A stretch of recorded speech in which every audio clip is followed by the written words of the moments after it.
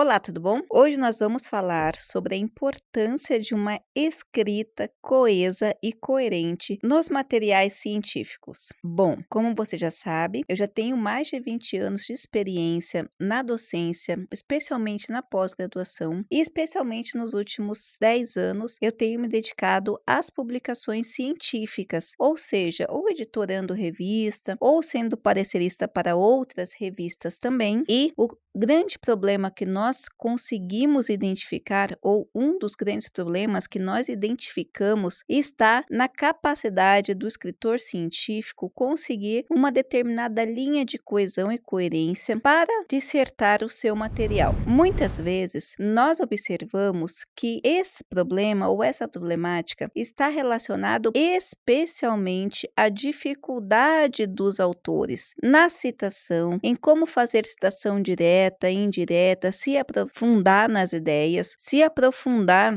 nas linhas conceituais, adotando o texto para desenvolvimento e ainda, em alguns casos, na relação de composição mesmo textual. Aí é necessário treinamento. Mas nós vamos abordar aqui algumas características que você pode se apropriar. A primeira delas é a sua consciência, ou seja, você tem que ter consciência que as pessoas que vão estar lendo o seu material, sejam os professores, os revisores, os pareceristas e depois o público geral, precisa entender uma linha de raciocínio que você está traçando. Para você que trabalha lendo muitos textos ou mesmo os mesmos textos daquela teoria ou que já conhece determinado assunto, algumas concepções e colocações linguísticas podem até apresentar-se como normal. No entanto, não é para quem está lendo. Portanto, é interessante que você perceba quais são os nichos que você vai abordar, quais são os nichos que você pretende atingir para você compor a mensagem ali ou a estrutura linguística do seu material. Os materiais na área de saúde, por exemplo, eles costumam ser mais secos na questão da fala. Eles trazem dados, comentários, dados, comentários, dados, comentários. Então, a composição, embora tenha que ser dentro de uma coesão, ela é diferenciada, por exemplo, de um material de humanas. Ambos os trabalhos, eles terão que ter a abordagem teórica e a apresentação do contexto em que a pesquisa está sendo inserida. No entanto, a construção se dará de forma totalmente diferente. Como eu disse, na área de saúde, a inclinação é que o material seja seco, ou seja, o texto,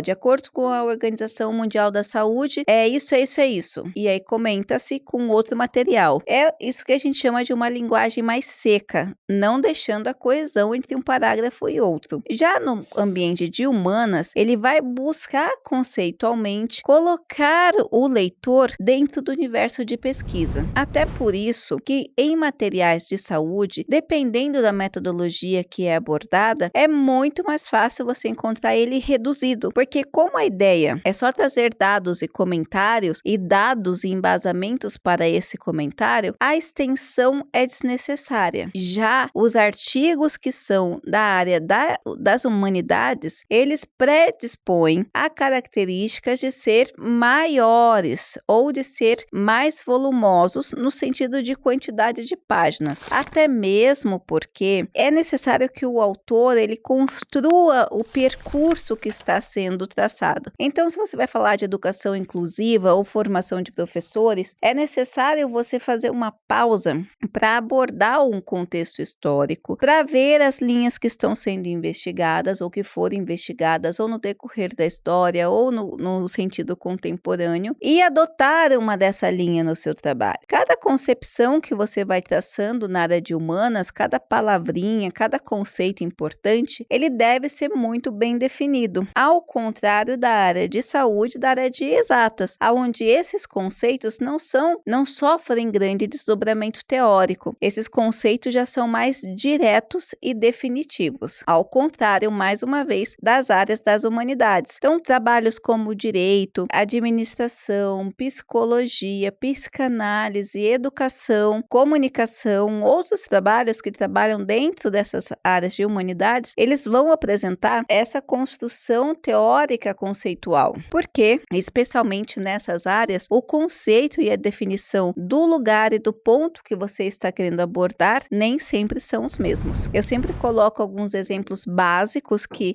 são muito interessantes nessa construção, como, por exemplo, o conceito de corrupção. Então, você não tem um conceito que fecha com corrupção. Eu tenho alguns alunos que estão fazendo mestrado na Europa. Nas aulas, uma das maiores discussões é sobre essa indefinição da corrupção. Então, aqui no Brasil, a gente vê ainda alguns artigos que se arriscam a fazer uma conceituação definitiva, mas não se tem na literatura uma homogeneidade de compreensão do que seria a corrupção. Outro exemplo que eu posso trabalhar é sustentabilidade. Na literatura, não tem uma coerência, não tem uma compreensão lógica para todos os autores do que seria a sustentabilidade enquanto conceito definitivo. Então, os autores passam a abordar várias linhas. Desta forma, quando você vai trabalhar com algum desses conceitos que tem essas variações, essas reverberações, essas nuances, é necessário que você primeiro situe o leitor, o professor, quais são as linhas que você, como pesquisador, está adotando no seu trabalho. Posteriormente, o seu trabalho ele tem que apresentar um recorte, uma fluidez. Quais são esses aspectos de fluidez que você está falando? Bom, eu estou falando da fluidez sistemática. Afinal de contas, conhecimento científico é conhecimento profundo sobre determinado assunto que se dá de forma sistemática. Ou seja, é necessário que você estabeleça um sistema, uma lógica dentro do seu material. Então, ele não pode ir, voltar, ir, voltar, ir, voltar. Ele tem uma lógica. Ele tem que apresentar na introdução determinados elementos, como deixar claro qual é o problema de pesquisa, os objetivos. Tem que ter um desenvolvimento teórico que vai modificar de acordo com o seu material. Esse desenvolvimento teórico vai servir para você embasar as discussões, além, lembre-se, de conceituar, de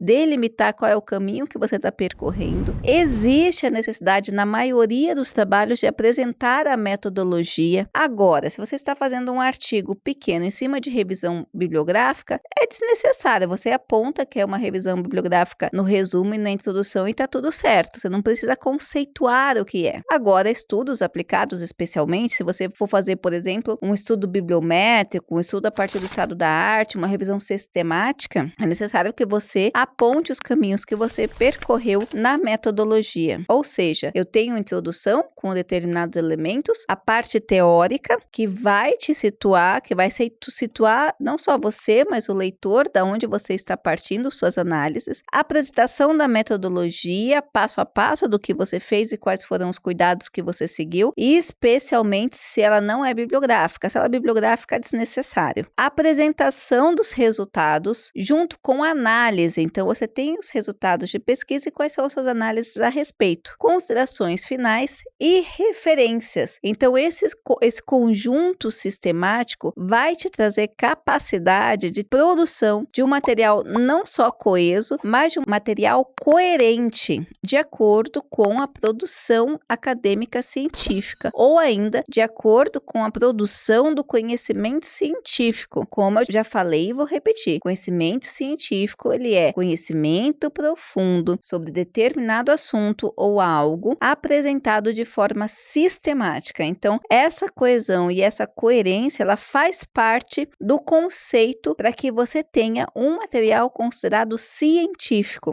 Ou seja, aquele material que pode ser incorporado para a sociedade para que ela possa absorver conhecimentos em cima desse material. Seja o material científico direcionado ao mundo laico, ao mundo profissional, seja o material científico direcionado para cientista, tá ok? Eu espero ter ajudado. Não se esqueça de deixar o seu like, se inscrever no canal e compartilhar esse vídeo. Um grande abraço e até a próxima!